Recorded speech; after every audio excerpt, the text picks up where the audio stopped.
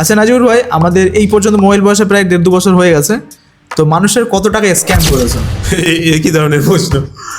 Mobile পয়সা প্রায় 2 বছর হতে যায়। প্রায় 2 বছর হতে যায়। তো এই 2 বছর স্ক্যাম তো দূরে যাক, হ্যাঁ, একটা সময় মনে আছে কি তোমার, আমি ঠিক খেয়াল নেই, একটা ছেলে আমাদেরকে পেমেন্ট করেছিল, পেমেন্ট করার পরে কোস্টস নিল, তারপরে আবার টাকাটাও ব্যাক চাইলো, মনে পড়ে কি? হ্যাঁ, হ্যাঁ, হ্যাঁ। আমাদের মোবাইল কত, পয়সা 500 কত টাকা ছিল? 500 কত টাকা ছিল? 480 টাকা মেবি হবে হয়তো। একটা প্যাকেজ কিনেছিলাম, তো আমরা তার টাকাটাও রিটার্ন দিয়েছিলাম। একদম একদম। তো এমন আমাদের অনেক হয় যে অনেক সময় কোর্স কেনার পরে হয়তো 1-2 দিন পরে গিয়েও বলে যে টাকা রিটার্ন লাগবে আমার।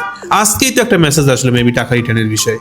স্ক্যামের কথা যেহেতু বলেছি, তো আমি একটা জিনিস ক্লিয়ার করি। আমাদের রিসেন্ট একটা লাইভ কোর্সের একটা স্টুডেন্ট অলরেডি আর হয়তো 2টা ক্লাস বাকি রয়েছে, মানে 2 দিন ক্লাস হলে ওই ব্যাচটা মানে শেষ হয়ে যাবে। তো এখন সে এসে আমাদেরকে বলছে যে টাকাটা আমার কি রিটার্ন দেওয়া যাবে? তার কারণ কি? তার কারণ কোর্সের এই পর্যন্ত এসে তার কঠিন লাগছে বিষয়টা, মানে আর 2টো ক্লাস বাকি আছে, সে এই পর্যন্ত এসে তার কঠিন লাগছে বিষয়টা, তাই টাকাটা রিটার্ন চাচ্ছে। মানে যখন আপনি কোনো একটি স্কিল শিখবেন, সেই স্কিলটা তো আপনার কঠিন লাগবে, এটাই স্বাভাবিক। একদম। কারণ সেটা তো আপনি জানেন না, নতুন কোনো জিনিস শিখতে গেলে কঠিন লাগবে, এটা স্বাভাবিক। তো কঠিন লাগছে মানে এটাই যে নতুন কিছু আপনি শিখছেন, এখানে শেখার পরিবর্তে টাকা রিটার্ন চাইছে। তো এই আর কি চলছে এভাবেই।